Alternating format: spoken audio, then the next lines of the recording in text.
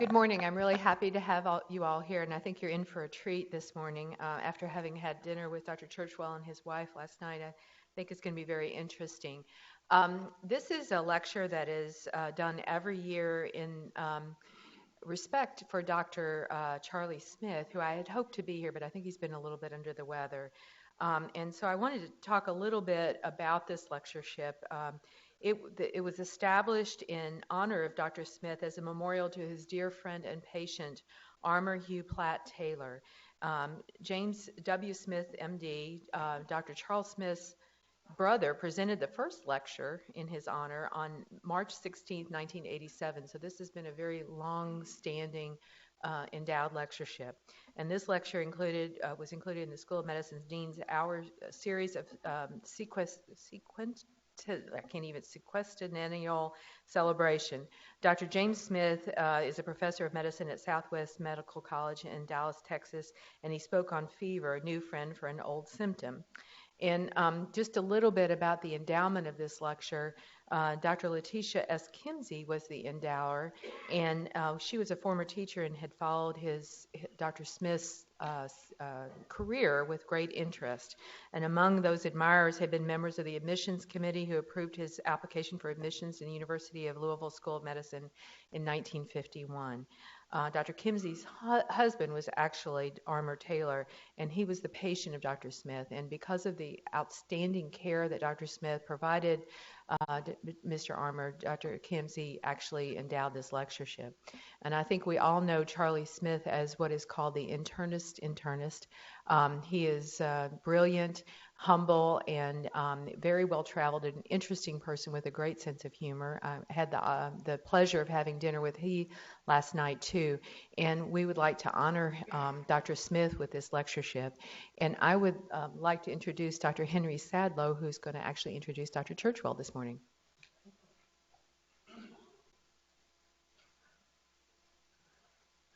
Thank you, Barbara. It's an honor and a pleasure to be able to introduce my friend, Dr. Andre Churchwell.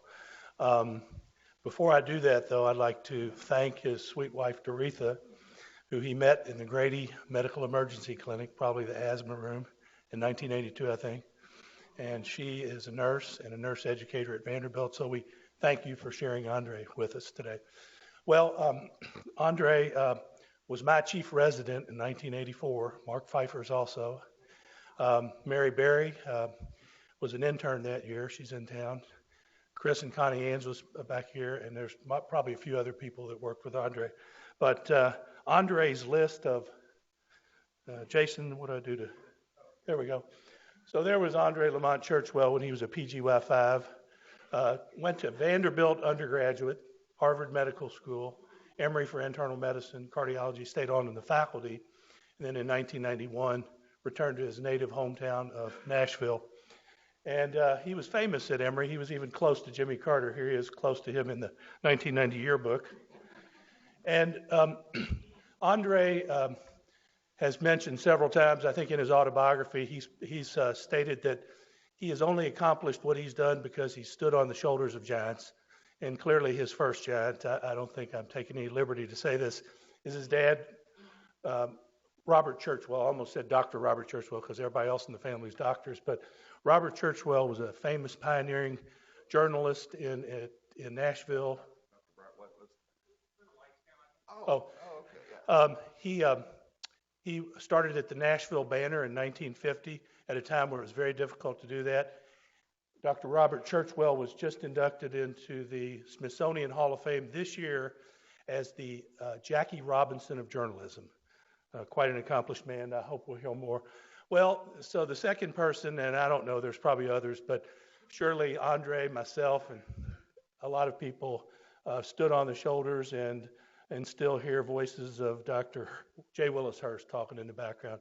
Learned so much from him. It was great. And, you know, it's not a person, but Grady Hospital and the patients, the medical staff there, the nurses, they taught us a lot. And I'd like to pay tribute to that facility as a great learning center.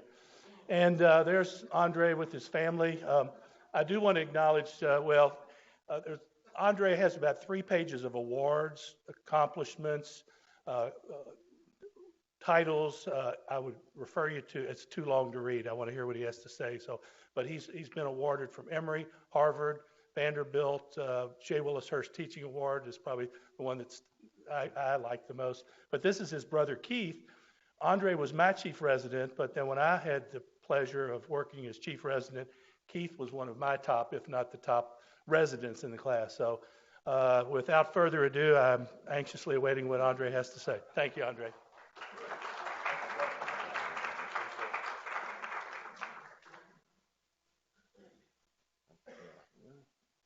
I didn't know where he was going with that. I was getting a little worried. So we have a real strong Grady connection. He mentioned the fact that I met my wife. She was one of the head nurses on the medical side of the Grady emergency room, and I met her in the usual Grady way over a vomiting patient in the Grady emergency room, and finally got enough courage up to and ask her out to dinner, and we've been married 34 years with 2 kids, and that's been great. She trained most of the guys. Mark here, the Angeleses are great friends. Mary last night, that was great to reminisce. And then the Linnemans, who I trained down at Vanderbilt, who are now part of your heart failure team. So we certainly have a deep connection from Emory and Vanderbilt here to Louisville. And it could go on. Mark Glazer was a student here who's now on the Emory faculty, at the faculty at Vanderbilt. And David Hall was one of Grundzig's first interventional cardiology fellows who finished your medical school here too. Well, I came up with this idea about hearing voices right at the end, in the wake of Dr. Hurst's memorial service when he passed away in the fall of 2011. And it seemed to me that he was such a seminal and important person in my life that I needed to write something about not just him, but all those people who had influenced me over the years. And so when I submitted this to Herb Fred at the Texas Heart Institute Journal, if you know Herb Fred, he's kind of a curmudgeon. He's about 88. He said, Andre, this is no psychiatry journal. We don't publish things about people hearing voices. I said, no, Doctor, no, Fred, this is actually about hearing the voices of your mentors. Oh, okay, yeah, I'll publish that one. And so we're able to get that in.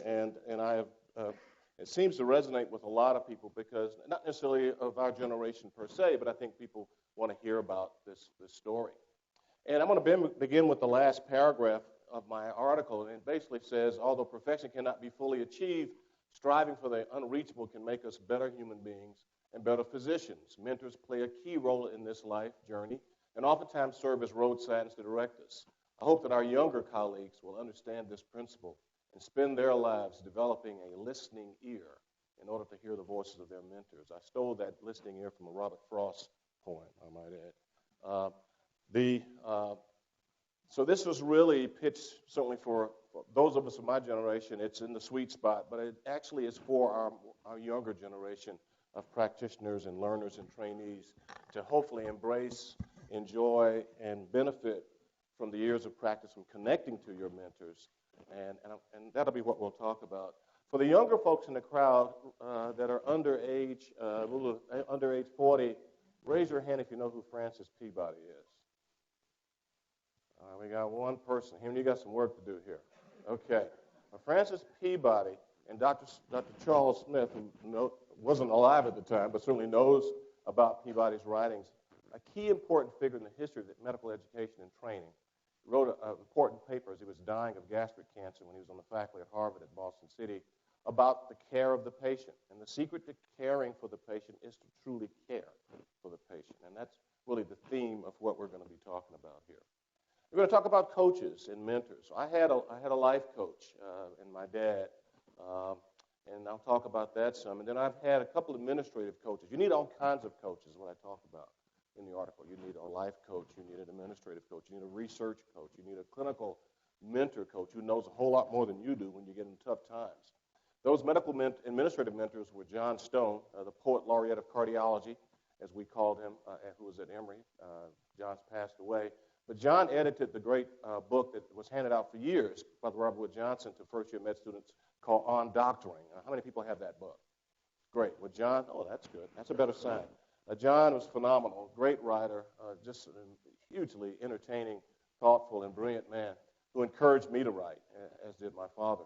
Dan Fetterman was, and still there, at Harvard, executive dean, and had been at Harvard for many years and had many jobs being MGH, the chair of medicine MGH, the chair of medicine at Stanford, the executive dean for Harvard, the dean of student affairs, and just a very wise man. And so anytime I got into trouble in my career as a medical administrator, I would pick up the phone and call Dan Fetterman, and he would offer sage advice, and still does.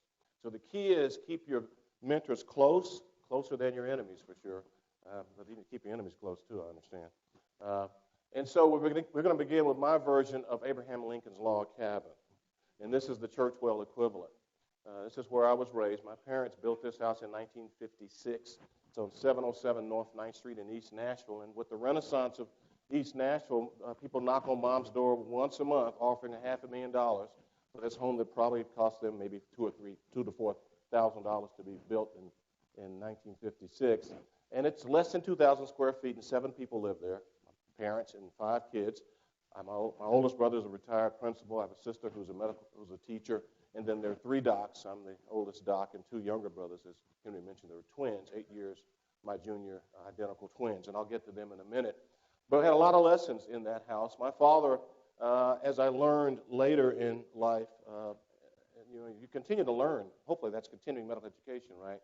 That he lived a modeled life. And great teachers live lives that they hope you will model. They will share with you the most intimate parts of their lives with the hope and idea that you might actually learn something from it. And Dad did that, and so did Willis, and I'll talk about that. Dr. Hurst lived a model life. Well, the largest room in our house was Dad's library. It was about 200 square feet. So, man, you can see with the rest of the living space was pretty tight. But Dad was a voracious reader, and being a journalist, read everything. He had the Harvard Classics, every World Book, Encyclopedia Britannica. I mean, the place was packed. But he had this wall called the Hall of Fame wall that he challenged all of us to see if we could get something on that wall, whether it be a degree from medical school class pictures that are here, his brother's Ross class picture from Fisk University, 1938, marriage pictures, awards. Here's Muhammad Ali. He met Muhammad Ali when Ali visited the Nashville Banner when he was meeting John J. Hooker. That's another story. And then when my brothers and I became residents, I was actually at this time a cardiology fellow, and they were first-year residents, interns, Keith at Grady, Kevin at Boston Children's Hospital and Pediatrics. Kevin was the failed son. He didn't go into cardiology, but that's okay. He's done okay. He's currently the COO of Boston Children's Hospital at Harvard, soon to be the CEO in about a few years. So he hadn't done too bad, I guess. But Keith did the right thing. He came and joined us down there, and he doesn't like me to show this picture. Look at the size of those glasses. Lord have mercy. And so Dad said, I want to challenge you. Need it when you get an award. I want you to put it on the wall, but you can't put anything up there other than something that you've accomplished. So he was very much into the life of the mind and challenging us to be our best and to take maximum value of our education. When we get to the thing about the mentors that were important is that he plugged into my head the idea of the power of science, which I was already aware of, but he was very encouraging about reading widely and broadly. So when I think I told the story at the dinner last night, when I was soon to go into Vanderbilt for engineering school, my brother and I wanted to go out and make some money for summer cutting grass there in East Nashville.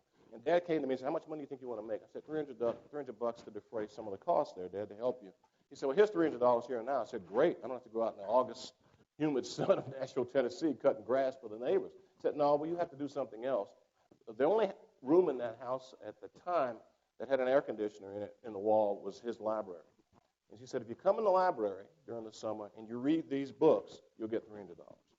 One was the definitive biography of Ernest Hemingway at the time, and the other 3 books were The Sun Also Rises, Farewell to Arms, and From Whom the Bell Tolls.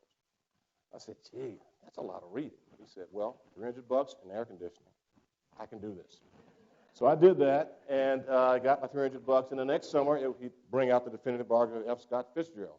He would say, okay, Great Gatsby, Dinner is the Night, blah, blah, blah. And next year, it's another author. And eventually I said, this is actually not so bad. I was actually learning something. And he began to get me to think that reading those books transported me from that little room in East Nashville to all these places that Hemingway wrote about, to Madrid, the bullring, the bullfights. And so it was his very uniquely gifted, genius way of inculcating in our little brains the value of that. And when a great mentor of mine passed, Levi Watkins, who I think the gentleman here actually trained at Hopkins, knew Levi. Levi was the first African-American to attend Vanderbilt Medical School and went off to a storied career at Johns Hopkins, implanted the first automatic defibrillator as a cardiac surgeon, Morowski, with Dr. Morowski, who was the cardiologist at the time. It was the front page of the New England Journal of Medicine in 1981. But he passed away as he was actually interviewing cardiac surgery candidates at Hopkins.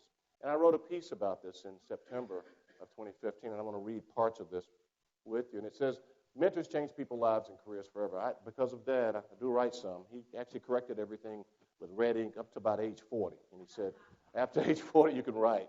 And so I wrote, the education of Alexander the Great was entrusted to a teacher of immense skill and wisdom. His name was Aristotle.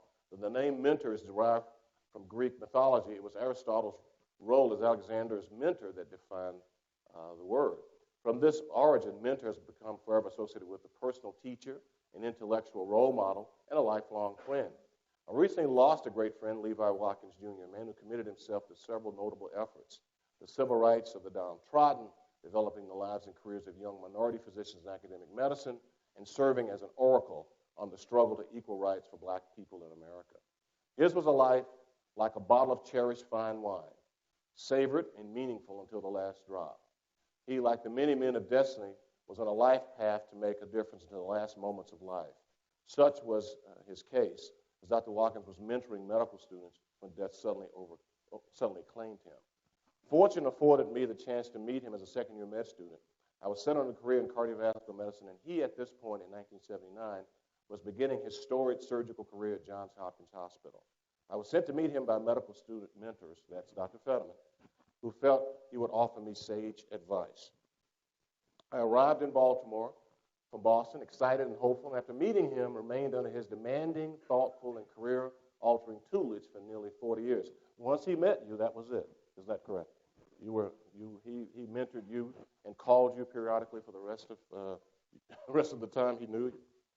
Good mentoring has such a pivotal role in the growth of a career-minded person.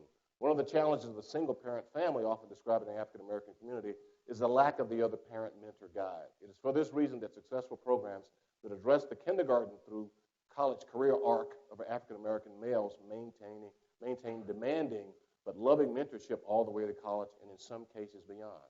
It is why programs like 100 Black Men, 100 Black Women have such a positive effect on the careers of young African-American students. My contention is that to address our larger STEM problem in public education, such lifelong mentoring will be essential and must not be minimized or neglected. A few years ago, I wrote a piece on mentoring called Hearing Voices. In this piece, I outlined how a young aspiring physician requires multiple types of mentors to be successful. Some mentoring skills may be resident in a single person, but in many cases, one needs multiple people to serve his or her needs. I cited examples, my dad, Dr. Hurst, and each mentor was sought for their unique skill set. That's the key thing for the students. Look for what they can add to your life. Once I recognized their value, I stayed closely connected to each of them for their lifetime. We have begun a new school year at Vanderbilt in Nashville, and Nashville continues to grapple with the problems of our under-resourced inner-city schools. It is incumbent upon us to recognize we do need money and physical resources to improve our schools, but the human capital or effective mentors is equally essential. Many scholars of history point to the lessons and instructions of Aristotle, coupled with Alexander's genius in applying these lessons in warfare as directly influencing his success as a conqueror of nations. Let us hope that investing in effective mentors for our students, that their influence will aid them in conquering the great problems of science, healthcare, and other societal ills. So the power of mentors cannot be minimized or underrepresented in terms of what it could do to change a life. And I'm here as a living testimonial, as is Henry and Connie and Mark and all of us who were under Dr. Hurst and other great tutors. So the clinical mentors I needed a bunch of those. I needed not just one. Willis Hurst, Bruce Lowe, all these guys are in the Emory pantheon except Roman DeSanctis. Roman DeSanctis I met when I was I'll talk about him in a second, a third-year med student at Harvard Med School.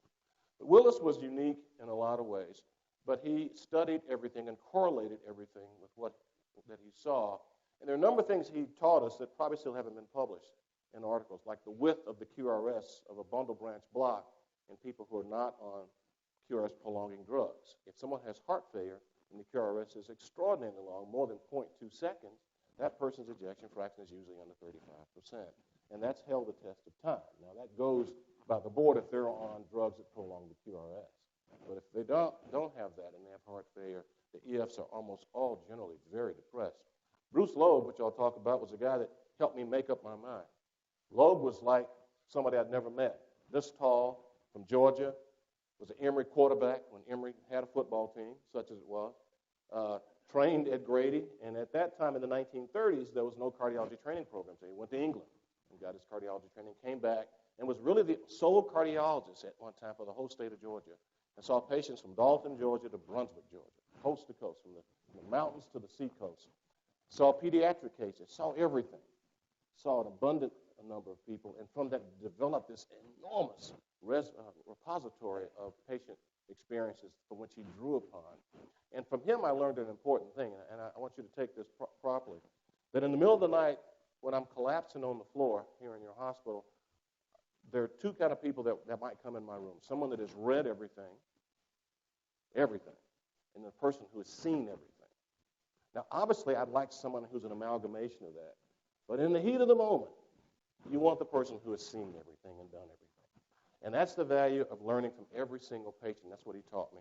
One of his mentees at Dorney was on the faculty, a know-nothing Brooklyn guy who came to the South, who took Loeb to another level about using your gut, which is, once again, another type of experience. And I'll talk about the gut as part of the brain, one of the three brains we all need.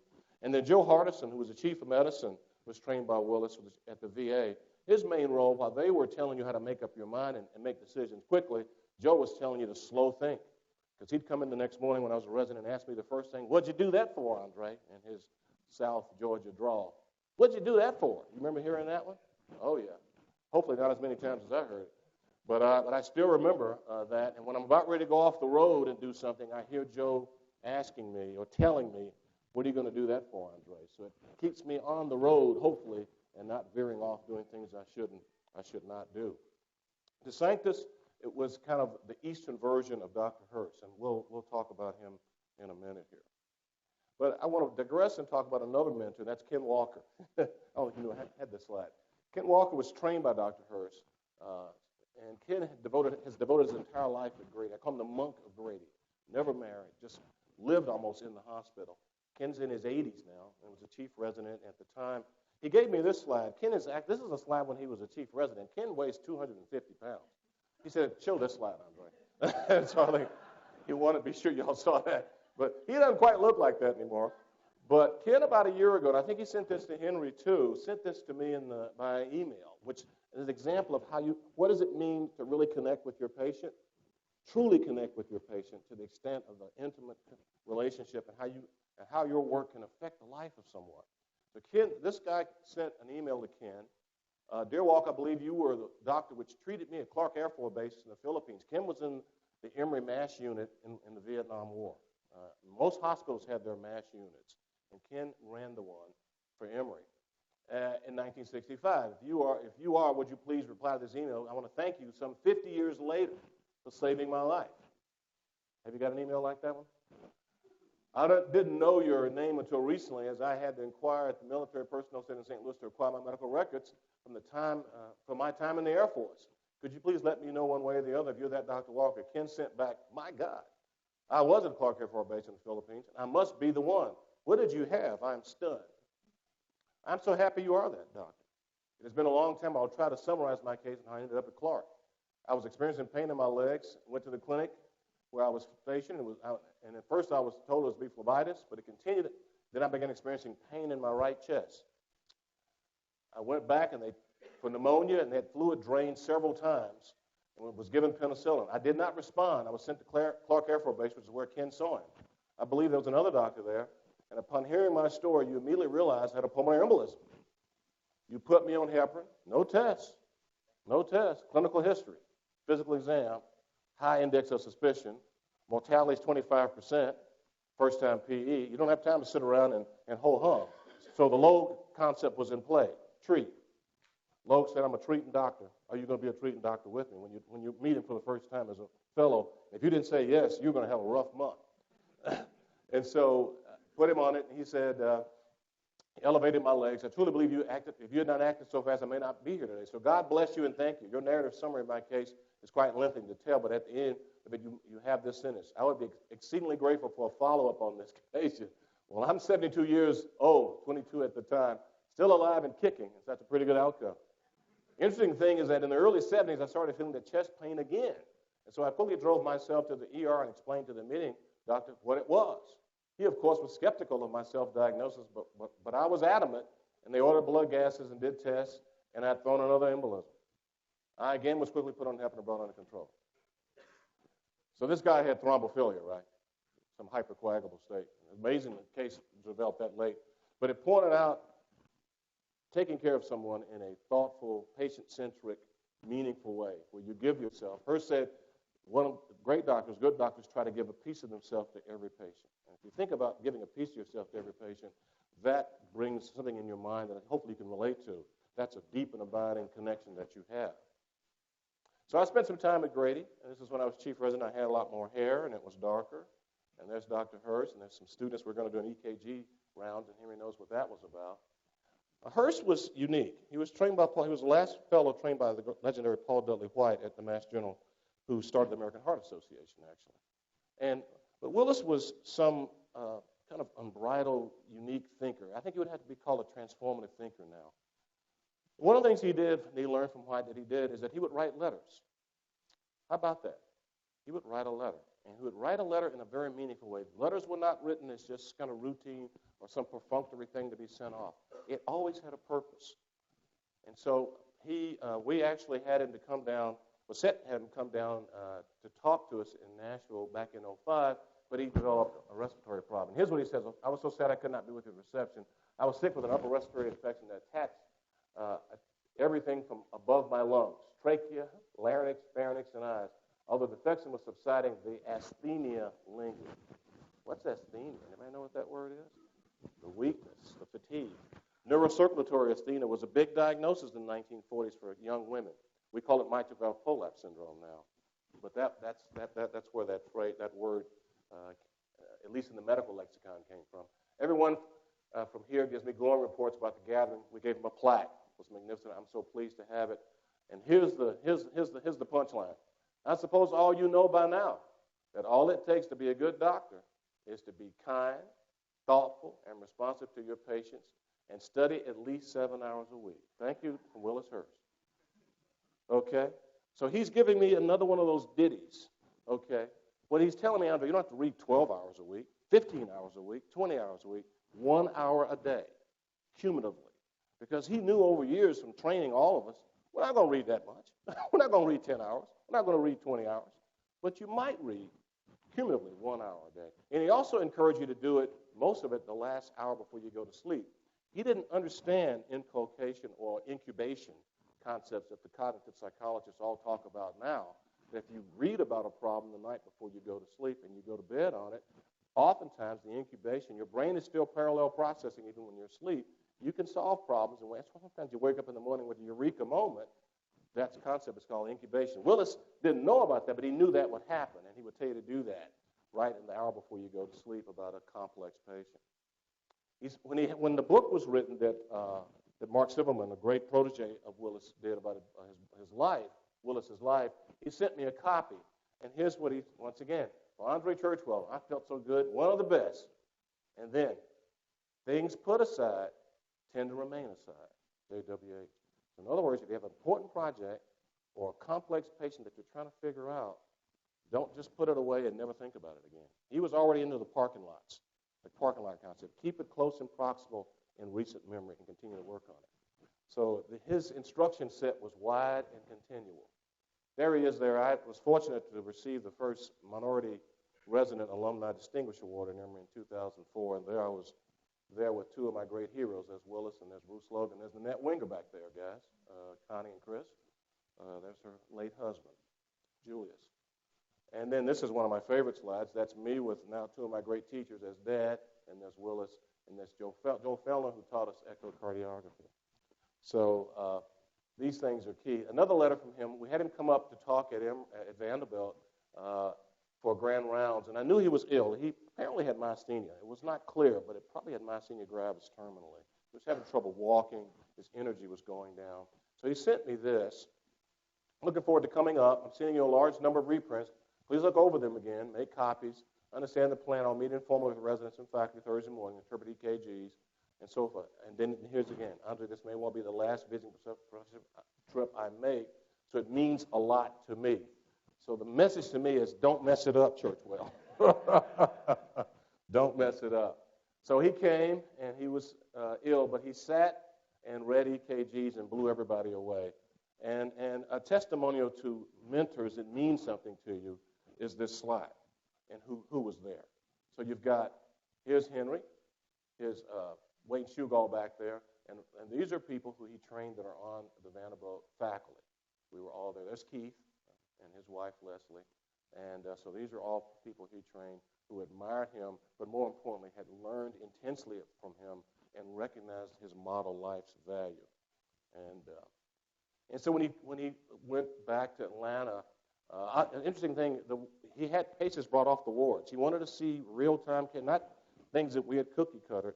So my brother was on consult service and brought an EKG down of some lady in her 80s who had gone to flash pulmonary edema and in shock right after an ovarian tumor resection at Vanderbilt.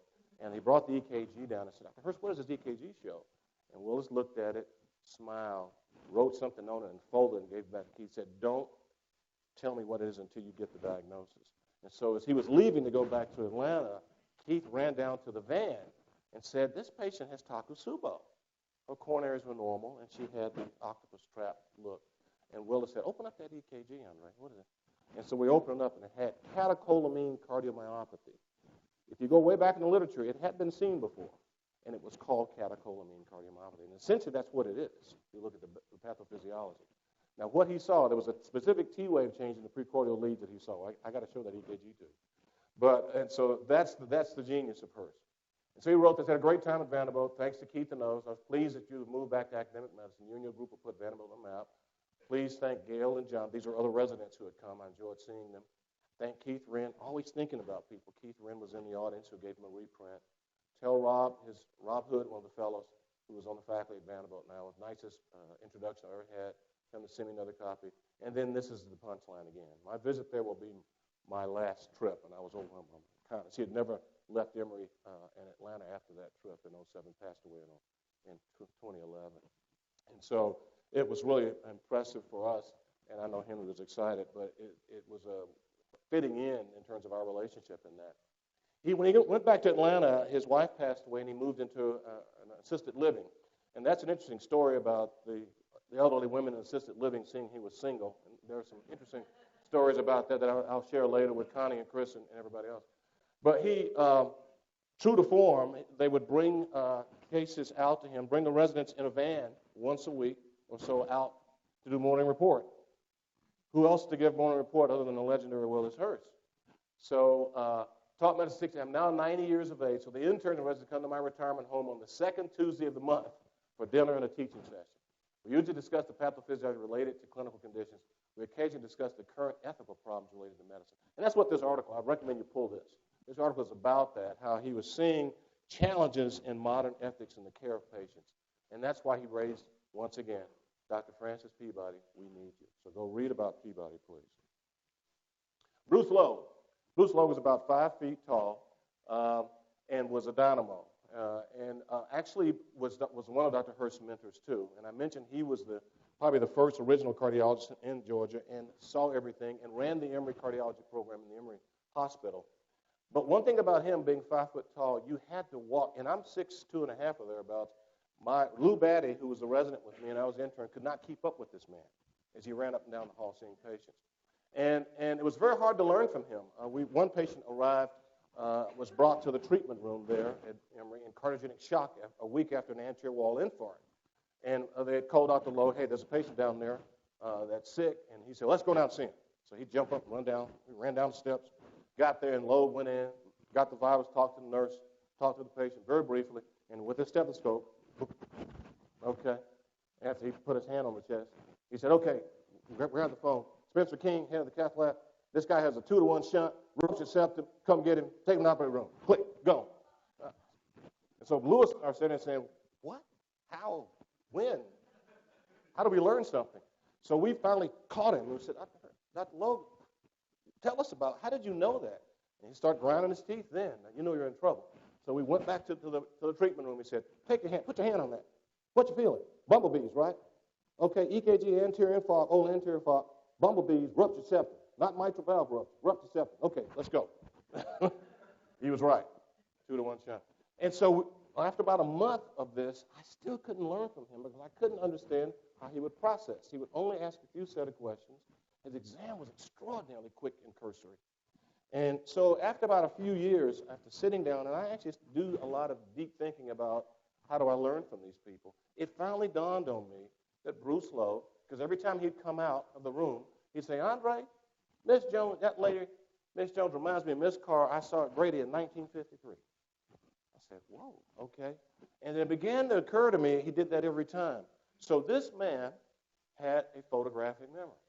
And he had a Grady virtual hospital in his head that probably had, who knows, thousands of patients in them. And in each one of these cells, the patient rooms, there was Miss Jones, maybe her autopsy, maybe her cath, her EKG, her chest x-ray, her vital signs were all compartmentalized in these places in his mind. And he could go in, and he didn't do a lot of deductive reasoning.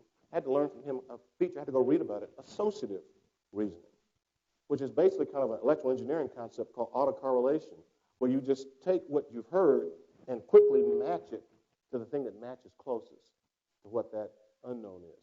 And that's what the answer is. And so he had a phenomenal diagnostic skill set to be able to do that. And so I finally learned that. It took me years to figure out how to learn from him. But try to learn how your master teachers learn and make diagnoses is another thing that I want to pass on. Roman de Sanctis. De Sanctis, if Willis was the greatest cardiologist south of the Mason-Dixon line, the argument had been that Roman de Sanctis was the greatest cardiologist east of the Mason-Dixon and north of the Mason-Dixon line. He was the head of chief of cardiology at the Mass General Hospital and had been doing that many years. But when I first met him as a third-year student, 1 month meant a lifetime with me because I stayed connected to him the entirety of his career. He just recently retired at age 88, and this was on the front page of the Boston Globe, this picture in the article of him retiring. I'm sure in the Louisville Courier will have a picture of Henry in about 40 years when he retires with a similar discussion about his patients and how much they love him and what he's done. Well, I would occasionally send people who I saw in Nashville or in Atlanta back to him who lived near New York, near Boston. And so there was a patient I saw when I was at Crawford Long on the attending staff who had an MI. And I sent the patient to Dr. De Sanctis to follow. And I'm not going to read this one. I will not read all of it. But I do want to make a point here. I'm going to read some of it. I'm not sure this is a billable note. And this will not be a note that your electronic medical record or artificial intelligence will transcribe for you. But I challenge you to not find a more literate, detailed, pithy, full of information note, nuggets of information on a single patient that you will learn from. And I'm going to pull out some of it for you here. All right. Had the pleasure of seeing Mr. Blank. Date. Date in the note. Do you put dates in your note? The day, the moment you saw the patient? You should. I know you put it comes electronically, but you put it in there. Certainly his medical history is very familiar to you, but I shall repeat it primarily for my own benefit. Now, why did he do that? He didn't want to insult the intelligence of the primary care doctor. He knows the patient. He may not remember everything about this patient, but he's not going to insult the intelligence and experience of the primary care doctor in that phrase. Now 77, vigorous, active. Gives you a sense about this man's vigor. You already know his functional status in one sentence, don't you? Okay, you don't have to write impression, New York Heart Association, functional class 1. You got it. Okay, you got it there. He goes on, talks about he's at AFib for in a minute, and then he has established AFib. That's what they called it back then. We call it chronic or permanent AFib. I like established. It's cooler. And he talked about his work, and once again, a sense of his functional status. He has done well working very actively, traveling extensively, was in Atlanta in business in July 1989, gave a history of tarry stools for a month, upper left-sided chest pain, referred to the ER at Crawford Long, and his way he started lying. Excellent young cardiologist. Well, I was young, that was true. At Emory, Andre Churchwell took care of him. Found to have a large bleeding ulcer, spilled enzymes, And he was on warfarin for his chronic AFib, and his iron R was elevated, and the hemoglobin was only 6.1. Talked about the convalescence, talked about the medicines he was on, and then he said something very interesting. He does get quite sleepy late in the afternoon, early evening, and also complains of peculiar belching when he walks. There's a phenomenon in the old literature called belching angina that was diaphragmatic ischemia from a right coronary lesion. Okay, exertional belching. Remember that one. One of my colleagues who was older than I am remembered this. He wrote on the note, Andre, I remember that, belching angina. Okay, put that one down. And then he went into detail about his exam. But what's interesting here is that he talked about, once again, he talked about his functional status down in detail. Look at this. Grandchildren, 7 grandchildren. Do you put how many grandchildren in the note? Okay. Used alcohol, some active. Now, this is what I love. Very active wholesale furniture salesman. I mean, you know what the guy does. Travels to the Caribbean, Canada, and carries a 45-pound suitcase with him when he's on the road selling. You really have a strong picture of what this 77-year-old guy's functional class was. It was phenomenal. Okay? And functional class 1 doesn't tell me the detail, the intimate detail and idea about what this guy can do and what, based on what Dr. DeSanctis has told you. He goes on to talk about his care, and I'm not going to go into that, but I think the thing I would like to point out, one thing he does, Henry, which we need to start thinking about again, is he fluoroscopes the heart in his office, had a fluoroscope machine. What do you do that for? Well, they didn't have echo. He didn't believe in echo. Let's put it like it was early years of echo, but he believed in fluoroscopy. And you could size the heart based on transverse diameters. You could see if the heart was contracting. If the heart wasn't moving much, either he had constriction, tamponade, or you had a very severely impaired LV. He could tell by the pulsation of the aorta the type and nature of the cardiac output. How about all that stuff? And then he goes on to finish and talks about how he thinks he'll do. And I just think that the thing I love about him, and then look at this detail. Told him to take off his nitroglycerin patch at night, which we all know about. And then I thought he could start making trips locally after the 1st of September. How about that? He wants to go to Rochester on September 12th, and I thought that would be all right. I suggested that his wife, at least accompany him on those trips. Okay? Now, you say, what is the big deal? The big deal is he knows him. He knows him to the extent he knows what his wife travels with him. He uses all the information about this man, the personal detail information, to wrap the care, the considerations of his care, the descriptions of his recommendations are wrapped around the unique aspects of this man's life. Not some generic, can start walking, so and so. I want you to think about that when you see your next patient. So a few years ago, I was challenged to look at trying to create some group called the Physician Service Council. I was concerned that we weren't really paying attention to these old precepts and ideas, and so I challenged my dean and others at Vanderbilt to create a Physician Service Council around physicians who really did clinical work full-time, to acknowledge that. We've always acknowledged people who get NIH grants and funding. Nothing wrong with that, Mark, and who do basic research, but there's not been quite enough attention paid to those who are the clear, what I call committed professional clinicians. So I put this together and I submitted this to the dean, and I'm going to read just a little bit of it. I included articles for Hurst and the Peabody article here. What is the phenotype of a committed professional physician?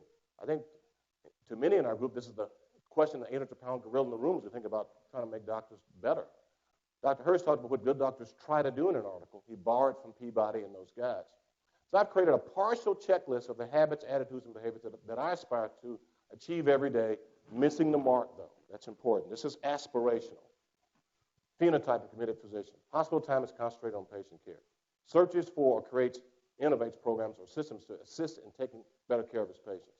Reviews recent best practice in literature and role models, historical or recent, who have defined what it means to be a professional clinician. Hurst at Emory, Tumulty at Hopkins, Stead at Duke, Dr. Smith here for sure, meeting him, DeSanctis at Harvard, Whittingham at Vanderbilt, and so forth. In most cases, the qualities are embedded in what I call clinical blocking and tackling 101. I'm willing to teach this to others. Calls his patient when the situation calls for it, bad news, new therapy. Visits patient when the situation calls for it, at home. Strengthening patient-doctor bond, terminal illness. You attend funerals, attend marriages, admits his own patients, and unless there's a good reason that he can't or she can't, still visits every day and is engaged with the care of the team. Sees patients in the ER to assist in care and helps in triage or admits, or at least calls, makes yourself available. Doesn't need a palliative care consult because it has a relationship with the patient and family that allows you to deal with life and death situations. Views this as part of his or her ministry. Is always available, short of extenuating circumstances, to handle phone calls from colleagues or admitting teams on his patients. Values the life. The one I thought you all might like is this one. Serves as the personal CME person for his referring doctors, which I do, which makes them better doctors, strengthens their bond, visits the referring network to solidify relationships, and gets them Vandy, Kentucky basketball tickets when Vanderbilt is beating Kentucky. That's important. Don't do it otherwise when possible. It's comfortable with enough in his relationship with patients that if another consultant is needed, you're comfortable in making this happen. Always uses the best docs for his patients when it comes to referrals. This reflects on his or her care and solidifies your relationship with your patient family doctor. Tries to be timely. I think the key is being aware and around. Recognize the obstacles to patient-family-centered care and finds ways to solve those problems in a constructive fashion. Continues to push excellence in doctoring and hospital services, not as a means to an end, but as part of the continuum of activities needed to push and create momentum for the clinical enterprise to excel. Well, these are the kind of things I pushed, and we're actually now creating an academy of clinical excellence based on some of these ideas.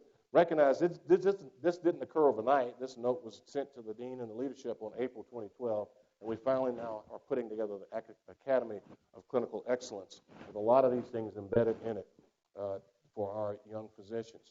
I'm going to end with a couple of constructs that I've come up with. I talked about brains. Your gut is a brain. How do doctors make decisions, thoughtful decisions? Well, you got three brains, at least I would contend. Your gut, the lessons learned, good, bad, or otherwise. I've learned just as much from, unfortunately, bad decisions I've made as from good decisions. Your knowledge, book knowledge, you got to have it, and your heart. What would you do if it's your family member, the golden rule, humanism, parental teachings? And then trying to make decisions where there's a balance in the knowing and caring.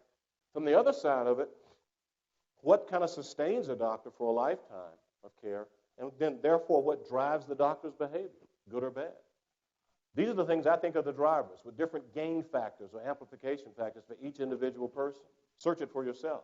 Inner satisfaction of serving mankind. The money, human-to-human connection, which is a social animal thing. We all have it. Application of evidence-based information. People love to practice in a scientific way. Intellectual exercise of patient decision-making. Uncertainty management and task prioritization. So what is the right balance of those gain factors? You have to answer that for yourself.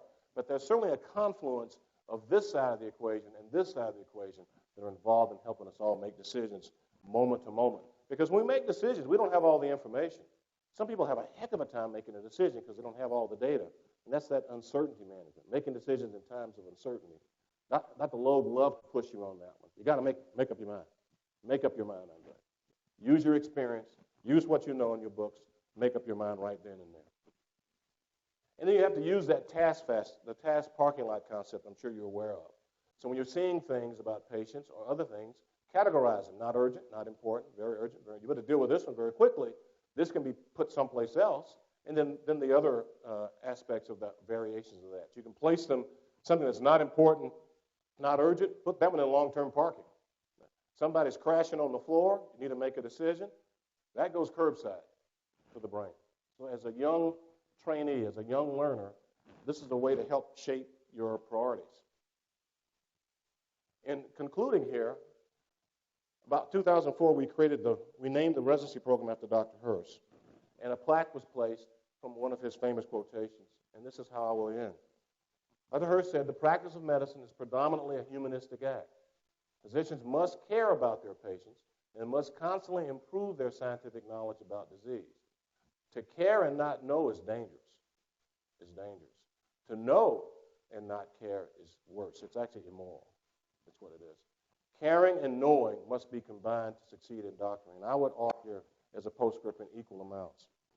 I think as I end the talk, I would once again challenge our young trainees here, students, residents, and young attending physicians to look at creating those linkages and bonds to your mentors. Look for different kinds of mentors. stay connected with them by whatever means you all normally use these years, social media, whatever the stuff you all are doing. I usually still call. And then in doing so, that will then enhance and make you a better doctor. I think the humbleness part is that you don't know everything. It's very importantly embedded in this, and that's why we all need mentors. I think you've got some great representatives here on your faculty. Meeting Dr. Smith last night was phenomenal. Meeting him was like seeing a number of people that him and I know quite well, from Joe Wilson Jr. to a number of great clinical teachers that we knew at Emory that dedicated their lives to their patients, literally dedicated their lives to their patients. I think you have an opportunity to talk about this subject. This is medical humanities, I think, at its most important and best. Thank you all.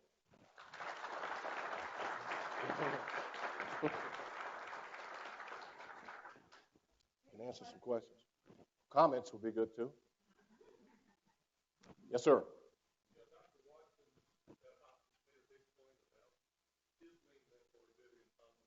Yes. Right. So Vivien Thomas, who here has seen the movie Partners of the Heart? If you haven't, you need to go online and get it. So digress just briefly. Alfred Blaylock, born in 1899, the great year. Fred Astaire was born that year. Jimmy Cagney was born that year. Ernest Hemingway was born that year. Was from South Georgia, born there, and went to college at University of Georgia. Roommate was Tinsley Harrison.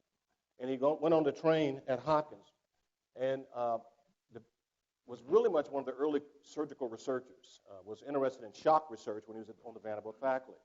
But he got very busy on the wards and needed someone to run his clinical research lab. And it turns out he sought some advice from a lab next door to his lab, and they offered this gentleman, Vivien Thomas, an African-American who had just finished Pearl High. He was just a high school graduate, not going to college, but apparently had great hands. He was working the carpentry shop. So he came into Blaylock's lab, and Blaylock taught him how to do animal experiments. And Blaylock immediately recognized he was dealing with a genius, literally a man who could figure this stuff out with him. He would run the lab while Blaylock would be in the operating room all day, all the dog experiments on shock. Well, keeping the notebooks, writing the articles that Blaylock would then write and sign. And when Blaylock went to Hopkins to be the head of cardiac surgery, Vivien Thomas came with him, and they began the experiments on the blue baby that led to amazing surgical results for kids with cyanotic heart disease. And Thomas was important and seminal in that work. Finally, towards the end of his life, was acknowledged by Hopkins and has a portrait hanging there at Hopkins. I will say that he's a son of Nashville, and we are, I don't know if this was teed up for me or not, but this 2 days ago or yesterday, I was on the phone with Vivien Thomas's granddaughter, and we're now taking the same portrait, digitizing it. We'll hang it in our main Light Hall amphitheater next to Blaylock's portrait. We're going to have an unveiling ceremony on May 15th and invite his family, all who are alive, to talk about his importance to Nashville, Vanderbilt, for science. And so, important man. Thank you, sir. Yeah.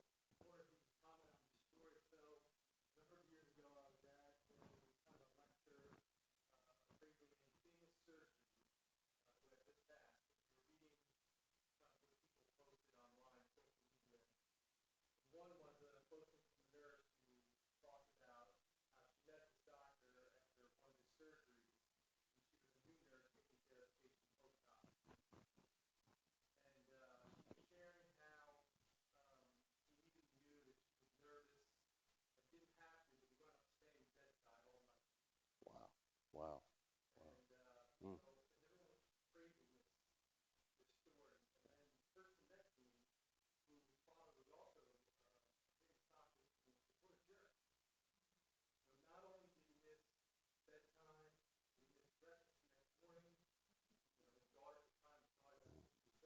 Yeah.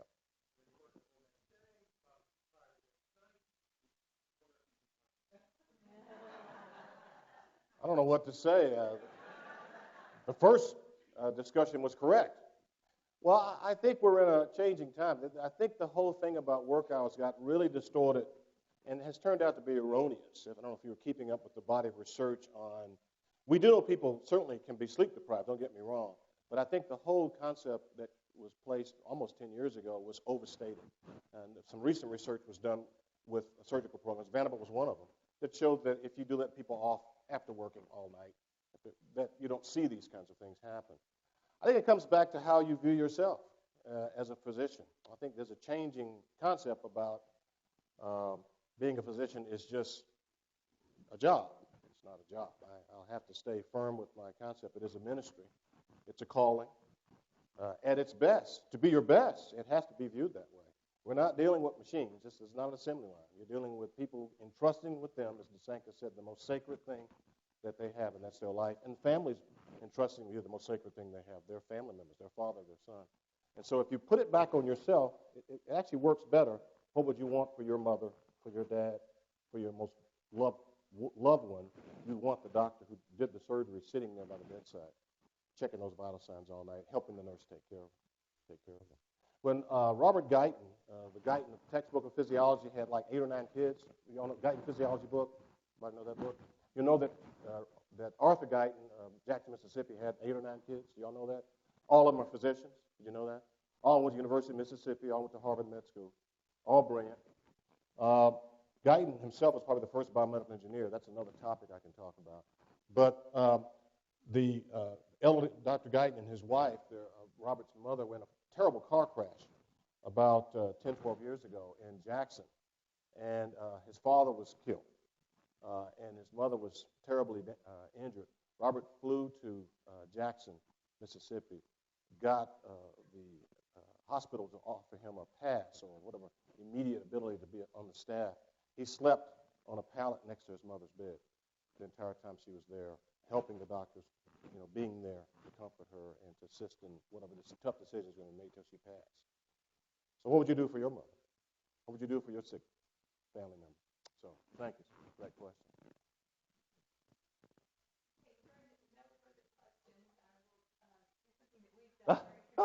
Oh, wow. And Dr. Roman and his asked you to do this in the past. Oh, wow. This is cool. So every one of our speakers that comes from outside. Oh, let me get on this. Oh, man. Louisville Plugger Bat. And it says Andre Churchwell, MD, 2017, C.C. Smith Lecture, University of Louisville, March 23rd, 2017. Wow. Thank you so much. Thank you. Oh, wow. This is cool. It's great. They will mail that to you. They will mail it. Great. And, that's right. So